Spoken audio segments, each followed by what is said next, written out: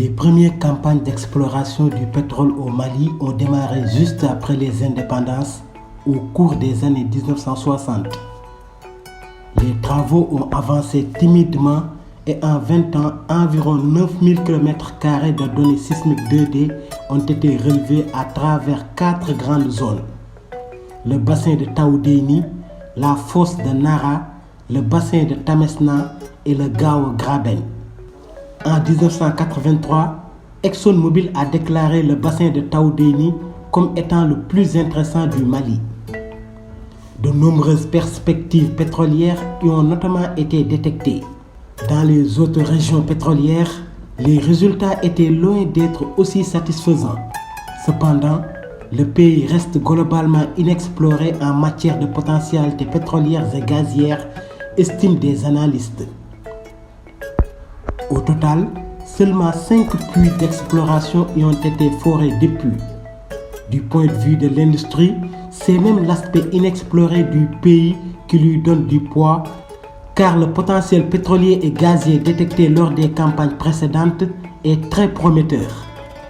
Fondamentalement, on suppose toujours que le pays serait en mesure de produire du pétrole et du gaz à des fins commerciales.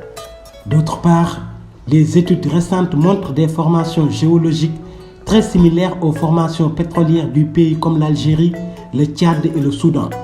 Depuis 2004 et l'adoption d'un code pétrolier ainsi que le découpage des zones explorables en 29 blocs pour 700 000 km², on compte une quinzaine de compagnies étrangères qui se partagent les domaines sous la forme d'un contrat de partage de production.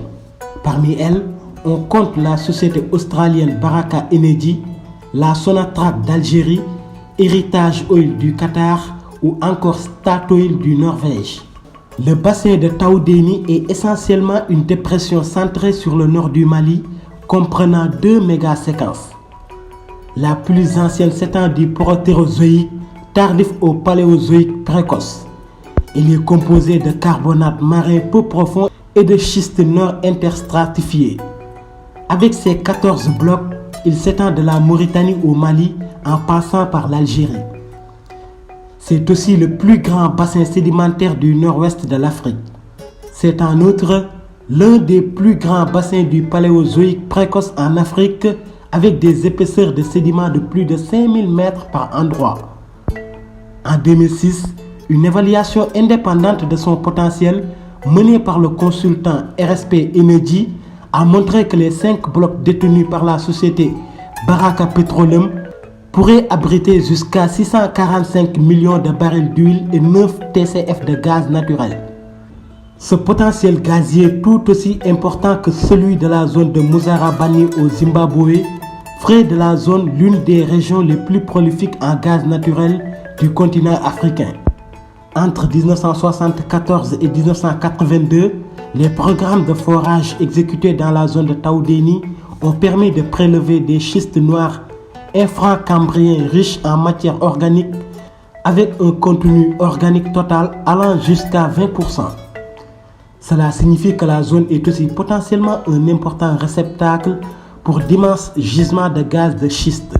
Si le nord du Mali présente un potentiel pétrolier vanté par l'industrie, c'est aussi pour elle l'une des régions les plus dangereuses pour l'exploration pétrolière. En effet, depuis plusieurs années, la région est contrôlée par de nombreux groupes djihadistes qui y opèrent. Leur contrôle couvre surtout les zones pétrolières évoquées ci haut. Ces groupes rendent quasiment impossible des campagnes de forage et de développement dans la zone. Par conséquent, le pays risque de ne pas profiter de sitôt de ses potentielles ressources en hydrocarbures,